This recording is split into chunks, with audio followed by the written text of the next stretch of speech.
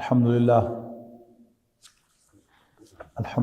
نحمده ونستعینه ونستغفره ونؤمن به ونتوکل علیہ ونعوذ باللہ من شرور انفسنا ومن سیئات اعمالنا من يهده الله فلا مضل له ومن يضلل فلا هادي له ونشهد ان لا اله الا الله وحده لا شريك له ونشهد ان سيدنا محمدا عبده ورسوله ارسلہ بالہدی ودین الحق لیظہرہ علی الدین کلہ وکفی باللہ شہیدا فصلی اللہ علیہ وسلم تسلیما کثیرا کثیرا اما بعد فاعوذ باللہ من الشیطان الرجیم بسم اللہ الرحمن الرحیم قل انما انا بشر مثلکم یوحی الی انما الہکم الہ واحد فمن كان يرجو لقاء ربه فليعمل عملا صالحا ولا يشرك بعبادة ربه احدا۔ محترم بزرگوں، دوستوں، عزیزوں اور بھائیوں، آپ کو یاد ہوگا کہ ہم آج کل شرک کو سمجھنے کی کوشش کر رہے ہیں کہ جو ہمارے دین میں قرآن مجید اور سنت رسول کی روح سے سب سے بڑا آفینس، سب سے بڑا گناہ، سب سے بڑی زیادتی ہے شرک، یعنی اللہ تعالیٰ کے ساتھ کسی کو شریک بنانا۔ اللہ تعالیٰ کی شان یہ ہے کہ وہ وحدہ لا شریک ہے، کہ وہ اکیلا ہے، تنہا ہے، اس کا کوئی شریک نہیں ہے۔ ہم نے 2 ہفتے پہلے یہ جانا کہ شرک کی سب سے بری شکل کیا ہے، وہ اللہ تعالیٰ کی ذات میں کسی کو شریک بنانا ہے۔ اللہ تعالیٰ کی ذات میں شریک بنانا ایک اصطلاح ہے، اور میں نے اس کو بڑے سادہ الفاظ میں ایکسپلین کیا تھا کہ یہ ماننا کہ اللہ تعالیٰ کی ذات کا کوئی تعلق کسی اور کے ساتھ ہے، جس کی 2 بنیادی صورتیں ہو سکتی ہیں کہ اللہ تعالیٰ کی ذات کسی اور چیز سے نکلی ہے، کسی اور وجود سے، کسی اور ذات سے نکلی ہے، یا اللہ تعالیٰ کی ذات سے کوئی اور وجود بنا ہے۔ پھر اس کی جو کامن شکلیں تھیں وہ بھی میں نے آپ کو بیان کی تھی کہ کسی کو اللہ کا باپ یا اللہ کا بیٹا قرار دے دینا، یا جیسے اس کائنات کو اللہ تعالیٰ کی وجود کا تسلسل قرار دیا گیا، اس کی بھی 3 شکلیں میں نے آپ کے سامنے رکھی تھیں۔ ایک یہ کہ اللہ تعالیٰ کا وجود ختم ہو گیا اور یہ کائنات وجود میں آ گئی، جیسے بیج کے اندر ایک پودا مضمر ہوتا ہے، بیج پھٹ جاتا ہے اور اس کے اندر سے پودا نمودار ہو جاتا ہے۔ معاذ اللہ یہ بھی مانا گیا ہے کہ اللہ اس کائنات کا اوریجن ہے اور اسی سے یہ پوری کائنات وجود میں آئی ہے، معاذ اللہ۔ یہ بھی کیا ہے، شرک کی سب سے گھناؤنی شکل ہے، اسے کہتے ہیں ہماؤست، پینتھیزم۔ دوسری شکل کیا ہے، وہ حلول کا عقیدہ ہے کہ مادہ بھی قدیم ہے اور اللہ بھی قدیم ہے، اور ان دونوں کے ملاپ سے یہ کائنات وجود میں آئی ہے، جیسے پانی اور چینی، یہ 2 ہوتے ہیں، آپ ان کو ملا دیتے ہیں، مکس کر لیتے ہیں تو پھر ایک یونیفارم سولوشن بن جاتا ہے، چینی کا محلول۔ یہ بھی مانا گیا ہے، یہ حلول کا نظریہ ہے، یہ بھی شرک ہے۔ تیسرا جو پایا گیا ہے وہ کیا ہے کہ کچھ متعین شخصیات کو، اللہ کے کچھ نیک بندوں کو بڑھا کر اللہ تعالیٰ کے وجود کی شکل دے دی گئی ہے کہ اللہ ان شکلوں میں ظاہر ہو گیا۔ کرشن جی مہاراج اور فلاں، اسی میں حضرت ابراہیم علیہ السلام کو بھی شامل کر دیا گیا کہ وہ بھی اللہ تعالیٰ ہی کی ایک صورت تھی کہ ان کی صورت میں اللہ تعالیٰ معاذ اللہ ظاہر ہو گیا. یہ سب کیا ہے؟ یہ شرک فی الذات کی صورتیں. پھر گزشتہ جمعہ ہم نے شرک فی الصفات کو سمجھنے کی کوشش کی، اور شرک فی الصفات کی جو حقیقت میں نے آپ کے سامنے رکھنے کی کوشش کی تھی کہ اس میں ایک کمپلیکیشن ہے کہ الفاظ ہم جو اللہ تعالیٰ کی صفات کے لیے استعمال کرتے ہیں وہ بعین ہی وہی ہیں جو ہم اپنی صفات کے لیے استعمال کرتے ہیں. مثلا دیکھنا، سننا، بولنا، زندہ ہونا، یہ ہماری مجبوری ہے. اور یہ سارے الفاظ جو ہیں یہ انسانی زبانوں کے الفاظ ہیں. پنجابی میں ہو، اردو میں ہو، انگلش میں ہو، کسی اور زبان میں ہو، تو وہ انسانی زبانیں ہیں سب کی سب. اردو، عربی، انگریزی، پنجابی، سندھی، پشتو، یہ سب کیا ہیں؟ یہ انسانوں کی زبانیں ہیں. انہی زبانوں کے اندر ہم اللہ تعالیٰ کی صفات بیان کرتے ہیں. تو اشتراک لفظی تو ہے. پھر شرک سے کیسے بچیں گے؟ 3 باتیں ملحوظ رکھی جائیں تو ہم صفات میں شرک سے محفوظ رہیں گے. وہ 3 باتیں کیا ہیں؟ کہ اللہ تعالیٰ کی صفات اس کی ذات کی طرح کسی اور سے ڈیرائیو نہیں ہوئی، کسی اور کی عطا کی ہوئی نہیں ہے، بلکہ اس کی اپنی ہے.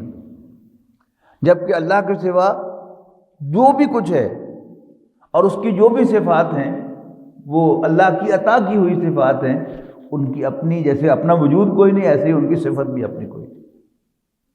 دوسرا فرق یہ ہے کہ اللہ تعالیٰ کی صفات لا محدود ہیں، مطلق ہیں، لا متناہی ہیں، ان کی کوئی حد نہیں ہے، ایبسلیوٹ ہیں. جبکہ غیر اللہ کی صفات بہرحال تھوڑی زیادہ ہو سکتی ہیں لیکن محدود ضرور ہیں. وہ ریلیٹیو ہیں، ایبسلیوٹ نہیں. تیسرا فرق یہ ہے کہ اللہ تعالیٰ کی صفات قدیم ہیں، ہمیشہ سے ہیں اور ہمیشہ رہیں گی.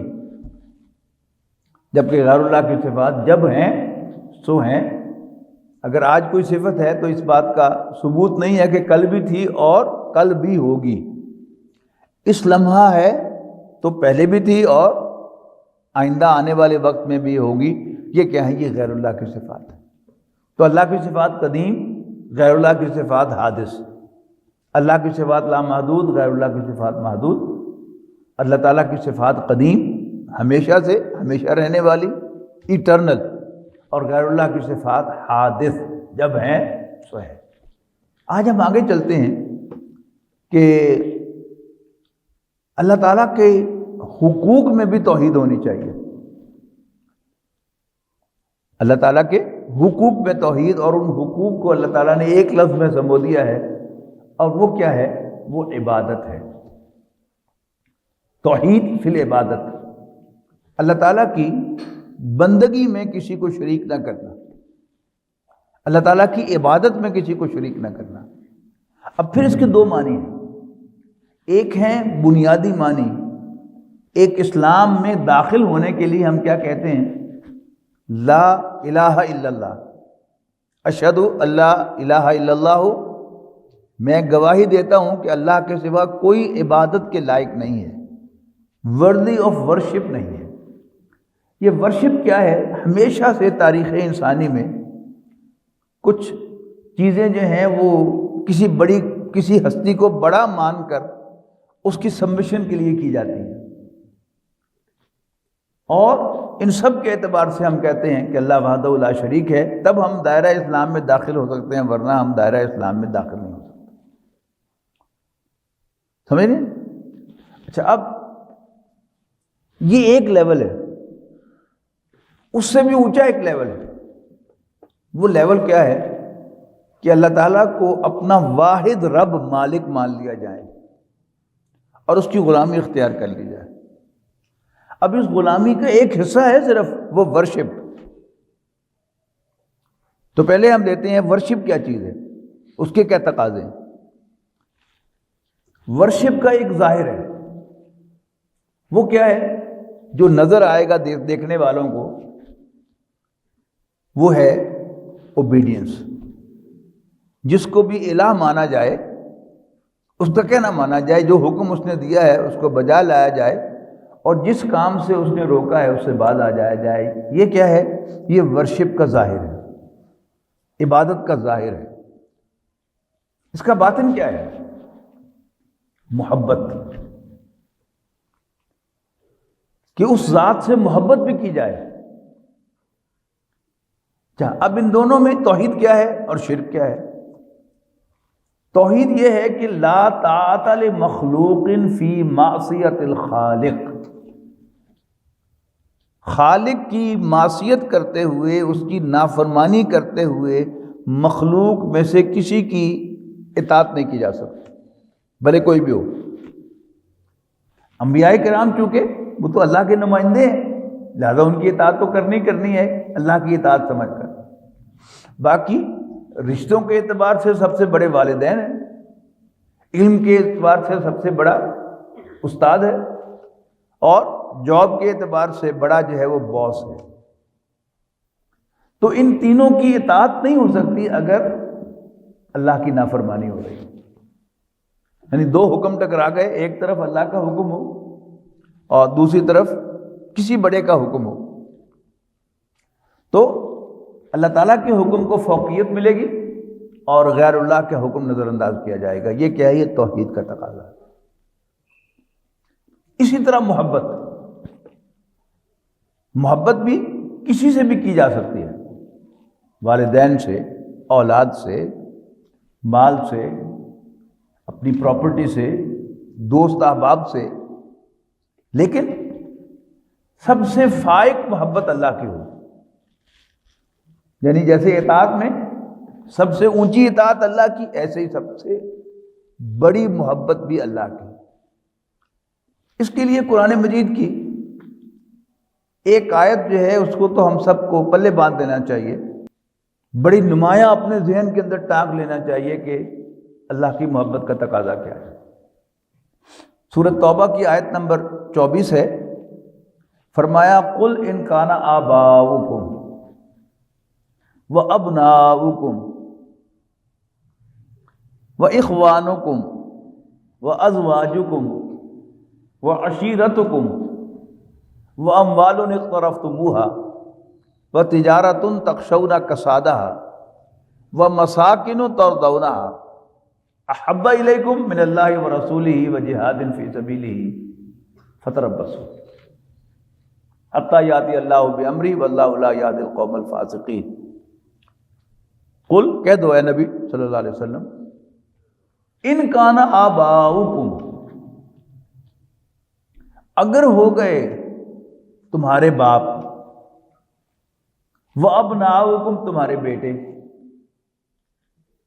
واخوانکم اور تمہارے بھائی، وازواجکم اور تمہارے بیویاں، وعشیرتکم اور تمہارے سارے رشتہ دار۔ یہ تین یعنی 5 تو ہو گئے رشتے، اور پھر 3 گنوائے مال و اسباب دنیاوی۔ واموال اقترفتموها، اور وہ مال جو تمہیں بڑے پسند ہیں، بڑی محنت سے کمائے ہیں۔ وتجارۃ تخشون کسادها، اور تمہاری وہ تجارت، وہ کاروبار جس کے مندہ پڑنے کا تمہیں خطرہ رہتا ہے۔ کاروباری حضرات اس کو خوب سمجھتے ہیں کہ انویسٹمنٹ جو ہے وہ انسان کے ذہن کے اندر ہمیشہ ٹنگی رہتی ہے کہ کہیں نقصان نہ ہو جائے، کہیں نقصان نہ ہو جائے، کہیں نقصان نہ ہو جائے، کساد بازاری نہ ہو جائے۔ وہ مال جو تم نے بڑی محنت سے کمائے ہیں اور وہ کاروبار جس کے مندہ پڑنے کا تمہیں خطرہ رہتا ہے۔ وَمَسَاكِنُ تَرْضَوْنَهَا، اور وہ گھر جو تم نے بڑے چاؤ سے بنوائے ہیں۔ انسان گھر بناتا ہے، اس کے چاؤ کا کیا عالم ہوتا ہے، صبح و شام وہ چکر لگاتا ہے کہ کتنا ہو گیا، کیا ہو رہا ہے، اس کی سپرویژن، اس کے لیے 2 3 آدمی مقرر کرتا ہے کہ وہ چکر لگاتے رہیں، دیکھتے رہیں۔ یہ اس کے چاؤ کا عالم ہوتا ہے کہ کتنی محبت ہے اسے اس سے۔ آگے فرمایا احب الیکم، اگر تمہیں زیادہ پیارے ہیں من اللہ، اللہ سے، ورسولہ، اور اللہ کے رسول سے، وجہاد فی سبیلہ، اور اللہ کے راستے میں جہاد کرنے سے۔ محترم ڈاکٹر سہرا صاحب فرمایا کرتے تھے کہ اپنے ذہن میں یہ ترازو نصب کر لیں، ایک پلڑے میں 8 محبتیں ڈالیں اور دوسرے پلڑے میں 3 محبتیں ڈالیں، اور دیکھ لیں کہ کون سا پلڑا جھک رہا ہے۔ اگر تو پہلا پلڑا جھک رہا ہے، رشتہ دار،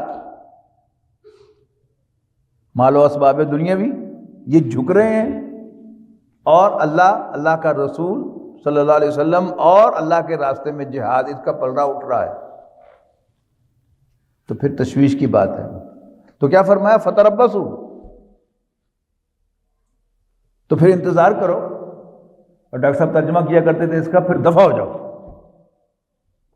اللہ کو تمہاری ضرورت نہیں ہے، حتیٰ یاتی اللہ بامرہ، یہاں تک کہ اللہ اپنا حکم لے آئے۔ مراد کیا ہے؟ تمہیں موت آ جائے، یعنی اللہ کو کوئی پرواہ نہیں کہ تم مسلمان مرو کہ کافر مرو، دفع ہو جاؤ۔ واللہ لا یہدی القوم الفاسقین، اور اللہ ایسے نافرمانوں کو، ایسے باغیوں کو کبھی ہدایت نہیں دیتا۔ اس دنیا میں اللہ کی سب سے بڑی نعمت ہدایت ہے، اور اگر ہدایت نہ ملے تو پھر انسان واقعتاً محروم جو ہے وہ بے ہدایت ہی ہے۔ باقی دنیا کا مال و اسباب کسی کو ملے کسی کو نہ ملے، زندگی اس کی بھی گزر جائے گی، اس کی بھی گزر جائے گی۔ کوئی محل میں سوئے گا، کوئی کٹیا میں سوئے گا، تو کوئی سڑک پر سوئے گا، فٹ پاتھ پر سوئے گا، زندگی اس کی بھی گزر جائے گی، اس کی بھی گزر جائے گی، اس کی بھی گزر جائے گی۔ لیکن ہدایت نہ ملی تو پھر بہت بڑا نقصان ہو گیا۔ سب کچھ ملے انسان کو لیکن ہدایت نہ ملے۔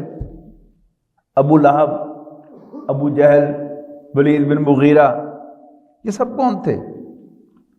قارون، فرعون، حامان، نمرود۔ دنیا کا مال و اسباب تو تھا، کیا نہیں تھا؟ ہدایت نہیں تھی۔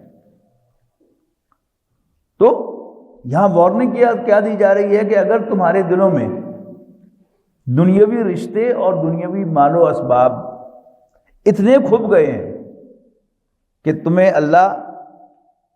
اللہ کے رسول اور اللہ کے راستے میں جہاد کرنے سے زیادہ پسند ہے، یعنی تمہیں یہ کاموں سے روک رہے ہیں۔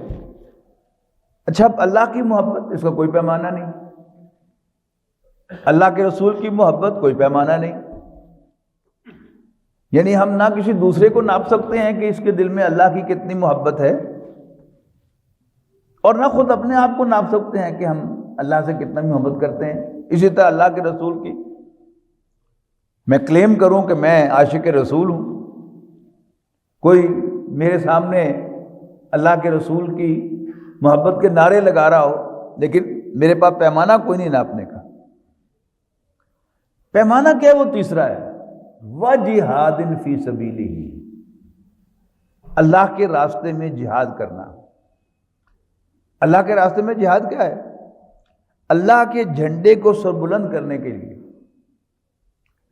اللہ کے پیغام کو آگے پہنچانے کے لیے اپنا تن، من، دھن، جسم، جان اور مال، یہ سب کچھ لگانا، یہ کیا ہے؟ یہ جہاد فی سبیل اللہ ہے۔ جو ضرورت ہو، اگر آپ کا دل یہ گواہی دیتا ہے کہ اس وقت مال لگانے کی ضرورت ہے تو مال لگائیں۔ اگر آپ کا دل گواہی دیتا ہے کہ آپ کا وقت اور آپ کے جو انرجیز ہیں ان کی ضرورت ہے دین کو، وہ لگائیں۔ اور اگر محسوس کریں کہ اس وقت تو جان دینے کی ضرورت ہے اللہ کے دین کے لیے، تو وہ جان قربان کرتے ہیں۔ یہ ہے جہاد فی سبیل اللہ۔ تو وارننگ کیا ہے کہ اگر تمہارے رشتے اور تمہارے مال و اسباب تمہارے دلوں میں اتنے کھب جائیں کہ تم اللہ کے راستے میں ان کو قربان کرنے کے لیے تیار ہو، خلاصہ نکلا ہے نا. تو پھر انتظار کرو موت کا، اللہ کو کوئی پرواہ نہیں ہے تمہاری. واللہ لا یہدی القوم الفاسقین، اللہ تعالیٰ ایسے نافرمانوں کو ہدایت نہیں دیتا. تیسری چیز ہے موڈز آف ورشپ. 3 باتیں ہو گئی نا، عبادت، اللہ کا حق بندگی، حق عبادت. اس کا بھی ایک کیا ہے، بیسک، اللہ کو الہ ماننا.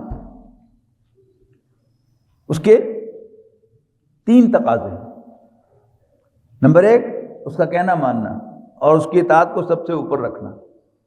دوسرا اس کی محبت، کہ سب سے گہری محبت انسان کے دل میں، بندہ مومن کے دل میں اللہ، اس کے رسول اور جہاد کی ہو، اور اس کے لیے وہ سب کچھ قربان کرنے کو تیار.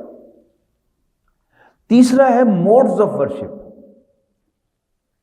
یعنی تاریخ انسانی میں ہمیشہ سے ورشپ کا لفظ انگریزی میں، پرستش یہ فارسی میں، اور عبادت جو ہے یہ ہماری اردو زبان میں، یہ کیا ہے کہ کسی کو بڑا مان کر اس کی پرستش کرنا، اس کی عبادت کرنا.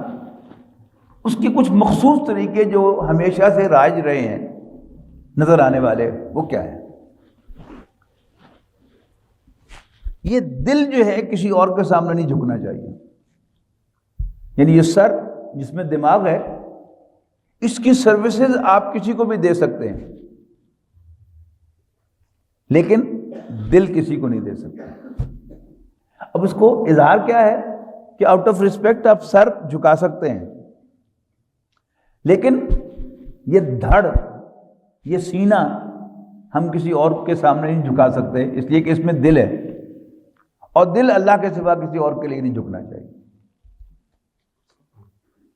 یہ بڑی دلچسپ بات ہے کہ خالص کسے کہتے ہیں؟ پیور. اور خلوص اسی کا مصدر ہے، خالص ہونا. اور اخلاص اپنے آپ کو کسی کے لیے خالص کرنا. اب سورہ اخلاص ہم کس کے لیے پڑھتے ہیں؟ اللہ تعالیٰ کے لیے. قل هو اللہ احد اللہ الصمد لم یلد ولم یولد ولم یکن لہ کفوا احد.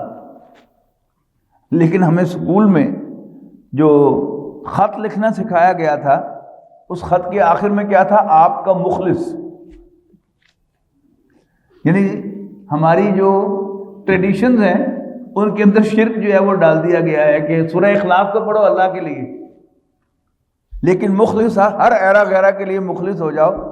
ایک بندہ مومن سوائے اللہ اور اس کے رسول کے کسی اور کے لیے مخلص نہیں. پیور انہی کے لیے ہے. باقی پارٹلی ہو سکتا ہے، پارشلی ہو سکتا ہے، لیکن پیورٹی، اور پیور کا مطلب آپ سمجھتے ہیں، خالص کا آپ مطلب سمجھتے ہیں 100% جو چیز خالص ہو اسی پر خالص یا پیور کا لیبل جو ہے وہ جینوئن ہے، ورنہ وہ لیبل جو ہے وہ جینوئن نہیں ہے. تو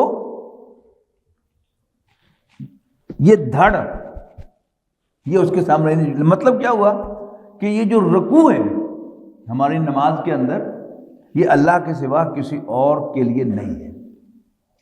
اچھا، اسی میں جو مروجہ شکل تھی شرک کی، وہ کیا تھی کہ بادشاہ جو تھے وہ تقاضا کرتے تھے کہ آؤ ہمارے دربار میں تو کورنش بجا لاؤ. کورنش کیا تھا؟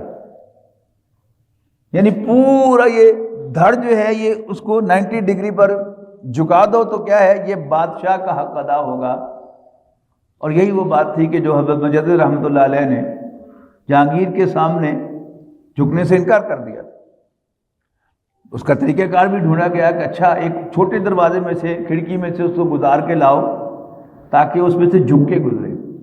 لیکن حضرت مجدد کے بارے میں آتا ہے کہ اس میں بھی جب وہ گزرنے لگے تو پہلے وہ پاؤں اندر ڈالے انہوں نے، اور پھر یوں کر کے اس میں سے گزر کے گئے تاکہ اس کے سامنے جھکنے کا کوئی جھوٹا جسچر جو ہے وہ بھی سامنے نہ آئے کہ میں بھی اس کے سامنے جھک گیا ہوں. یہ کیا ہے؟ ہمارے بزرگوں کی احتیاطیں ہیں کہ شائبہ بھی نہ ہو، کوئی شک بھی نہ ہو کہ دیکھو احمد سر ہندی پہ جھک گیا. نہیں، تو یہ سب احتیاطیں ہیں. تو یعنی وہی حرکتیں ہمیشہ سے بادشاہ کرتے رہے، اور انفارچونیٹلی مسلمان بادشاہوں نے بھی ان ٹریڈیشنز کو برقرار رکھا، اور یہ انتہائی غلط ہے۔ اس کے بعد پھر اپنا ماتھا ٹیکنا، یہ بھی کیونکہ جسچر ہے ہمیشہ سے عبادت کا، ورشپ کا، لہذا یہ بھی اللہ کے سامنے کسی اور کے سامنے نہیں کیا جا سکتا۔ پھر انتہائی ذلت کے لیے جسچر کیا ہے؟ ناک رگڑنا۔ اب تو شاید اسکولوں میں وہ نہیں ہے، لیکن جب ہم چھوٹے تھے تو اسکولوں میں یعنی سزا کے طور پر ناک رگڑوائی جاتی تھی زمین پر۔ تو اب سجدے میں وہ دونوں کام کیے گئے ہیں، ماتھا بھی ٹیکو اور ناک بھی اللہ کے سامنے رگڑو۔ پھر ان سین میں کسی کو پکارنا، یہ بھی کیا ہے؟ یہ ہمیشہ سے عبادت کا جسچر رہا ہے۔ دعا، اس کو بھی خاص کر دیا گیا کہ تم ان سین میں سوائے اللہ کے کسی اور کو نہیں پکار سکتے غیب میں۔ یعنی آپ میرے سامنے بیٹھے ہیں، میں آپ کے سامنے بیٹھا ہوں، آپ مجھ سے ہیلپ لے سکتے ہیں، میں آپ سے ہیلپ لے سکتا ہوں، الاؤڈ ہے۔ لیکن ہم میں سے کوئی سامنے موجود نہ ہو اور میں ایزیوم کروں کہ آپ میرے سامنے ہیں، یا آپ ایزیوم کریں کہ میں آپ کے سامنے ہوں اور آپ مجھ سے مدد مانگ لیں، پکار لیں، یہ بھی سوائے اللہ کے اور کسی کے لیے جائز۔ whoever whatever، یعنی غیب میں ان سین میں اللہ کے سوا کسی اور کو پکارنا ہیلپ کے لیے یا ویسے دعا کرنا مخاطب کر کے، یہ بھی کیا ہے؟ یہ شرک کی صورت ہے، اور یہ بھی الاؤڈ نہیں ہے۔ یعنی سجدہ، یہ تو اس کے سوا تو اور کوئی چارہ کار ہی نہیں ہے کہ سمجھ میں آئے گا کہ یہ عبادت کا جسچر ہے۔ رکوع کا میں نے آپ کو سمجھا دیا، ٹھیک ہے جی۔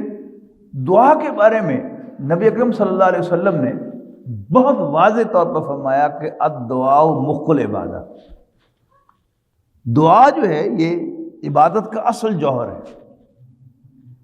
یعنی سجدہ کرنا یہ کیا ہے؟ یہ ایک جسچر ہے جو نظر آتا ہے، لیکن جس کو واقعتاً آپ بڑا سمجھتے ہیں اس کو آپ پکارتے ہیں، یہ ایزیوم کر کے کہ وہ موجود ہے، میری بات سن رہا ہے، ہر جگہ موجود ہے، اور اللہ کے سوا کوئی ایسا نہیں ہے جو ہر جگہ موجود ہو۔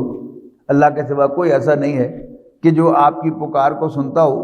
ہاں، اللہ تعالیٰ جس تک چاہے آپ کی آواز پہنچا دے، لیکن کسی کے اندر اپنے کوئی طاقت نہیں ہے کہ وہ آپ کی آواز کو سن سکے، آپ کو رسپونڈ کر سکے۔ تو دعا جو ہے ان سین میں، جیسے میں نے کہا کہ آمنے سامنے جو ویزیبل چینلز ہیں ان سے ہم مدد دے سکتے ہیں، لے سکتے ہیں، ان کو مدد دے بھی سکتے ہیں اور ان سے لے بھی سکتے ہیں، لیکن جو نظر نہیں آتا وہ سوائے اللہ کے اور نہ کسی کو ہم پکار سکتے ہیں، نہ ہم کسی سے مدد مانگ سکتے ہیں۔ تو یہ کیا ہے؟ یہ وہ جو ورشپ ہے، یہ اس کے تقاضے ہیں، اور ورشپ میں اس کی کوئی بھی شکل جو ہے، یعنی نہ رکوع، نہ سجدہ، نہ دعا، یہ اللہ تعالیٰ کے سوا اور کسی کے لیے نہیں ہے۔ اب جو اگلی شکل ہے، میں نے اشارہ کیا تھا، اس کی طرف آج اشارہ کر دیتا ہوں، تو انشاءاللہ پھر اللہ نے موقع دیا تو گفتگو ہوگی۔ وہ ہے اللہ تعالیٰ کو رب مان کر، ایک ہے الہ ماننا، یہ تو اسلام میں داخلہ ہے۔ یعنی جب تک ہم یہ اقرار نہیں کرتے کہ اللہ کے سوا کوئی الہ نہیں ہے، کوئی worthy of worship نہیں ہے، تو ہم اسلام میں داخل ہی نہیں ہوتے۔ لیکن جو ہائیسٹ گول ہے اسلام کے اندر وہ کیا ہے؟ وہ ہے اللہ کو رب مان کر اس کی غلامی اختیار کر لینا۔ اب جو غلام ہے وہ ٹوٹلی ڈیپینڈنٹ ہوتا ہے ہر لحاظ سے، ٹھیک ہے جی۔ تو انشاءاللہ اس پر تفصیلی گفتگو ہم اگلی نشست میں کریں گے اللہ نے چاہا تو آج بس صرف وہ مضمون مکمل کر دیجئے کہ عبادت کے تقاضے، اللہ تعالیٰ کا حق ہے عبادت، اس کے دو حصے ہیں، ایک بنیادی ہے اللہ کو الہ ماننا، اور دوسرا الٹیمیٹ ہے، وہ کیا ہے؟ اللہ کو رب، مالک، آقا مان لینا۔ ورشپ کے تقاضے کیا ہیں؟ وہ میں اپنے آپ کے سامنے رکھ دیے۔ اس کا ظاہر اطاعت ہے اور اس کی روح محبت ہے۔ البتہ یہ جو روح ہے محبت، اس کے سلسلے میں بھی میں نے آپ کو آیت سنا دی۔ اس کے بعد موڈز آف ورشپ ہے، یعنی اطاعت میں اور محبت میں الاؤڈ ہے کہ آپ کسی کی بھی بات مان لیں، لیکن اللہ کے حکم کے مقابلے میں نہیں، اور الاؤڈ ہے کہ آپ جس سے چاہے محبت کر لیں، لیکن اللہ کے رسول اور اللہ کے راستے میں جہاد سے زیادہ محبت نہیں ہو سکتی۔ لیکن یہ جو موڈز آف ورشپ ہیں، یہ کسی بھی صورت میں غیر اللہ کے لیے جائز نہیں ہے، نہ جھکنا جائز ہے، نہ سجدہ کرنا جائز ہے، نہ دعا جائز ہے۔ اور پھر الٹیمیٹلی کیا ہے کہ اللہ تعالیٰ کو اپنا رب مالک، آقا، لارڈ مان کر ہم اس کی غلامی میں آ جائیں۔ تو جو آیت میں نے آپ کو سنائی ہے اس کا ترجمہ کر دوں، سورہ کہف کی آخری آیت ہے، اس کا بھی آخری حصہ، فمن کان یرجو لقاء ربہ، تو جو کوئی بھی امید رکھتا ہے اپنے رب سے ملنے کی قیامت کے دن،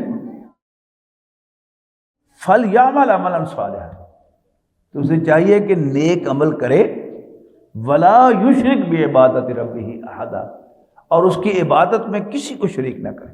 اللہ تعالیٰ ہمیں اس کی توفیق اور ہمت عطا فرمائے کہ ہم اللہ تعالیٰ کی عبادت میں کسی کو شریک نہ کریں۔ آخر دعوانا الحمدللہ رب العالمین، سنت ادا کریں۔